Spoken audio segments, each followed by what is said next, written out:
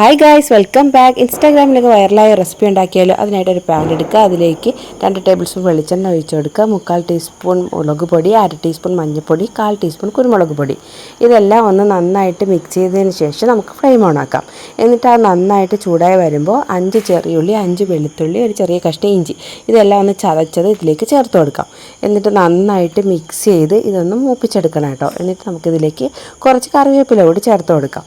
ഇതെല്ലാം കൂടി ചേർത്ത് ഓയിലൊക്കെ ഇങ്ങനെ സ്ക്യൂസായിട്ടായിട്ട് വരുമ്പോൾ നമുക്ക് ആവശ്യത്തിന് ഉപ്പ് ചേർത്ത് കൊടുക്കാം.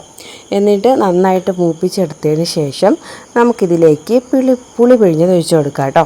ഒരു നെല്ലിക്ക വലുപ്പത്തിലുള്ള പുളി പിഴിഞ്ഞത് ഒഴിച്ചതിന് ശേഷം അതൊന്ന് കുറുകി വരുമ്പോൾ അതിലേക്ക് മീൻ ചേർത്ത് കൊടുക്കാം. ഞാനിവിടെ അയല മീനാണ് ചേർത്തിരിക്കുന്നത്. എന്നിട്ട് ഇതുപോലെ ജസ്റ്റ് മറിച്ചിട്ട് ഈ മസാലയെല്ലാം വറ്റി നല്ലതുപോലെ മുരിഞ്ഞ് വരുന്നത് പോലെ ഇതാക്കി എടുക്കാം. അപ്പോൾ നമ്മുടെ റെസിപ്പി റെഡി ആയിട്ടുണ്ട്.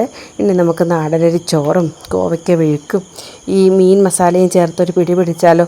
നല്ല ടേസ്റ്റാണ് കേട്ടോ. നിങ്ങളെല്ലാവരും ട്രൈ ചെയ്ത് നോക്കണം. അപ്പോൾ അടുത്ത വീഡിയോയിൽ കാണുന്നത് വരെ ടിൽ ദെൻ ബൈ.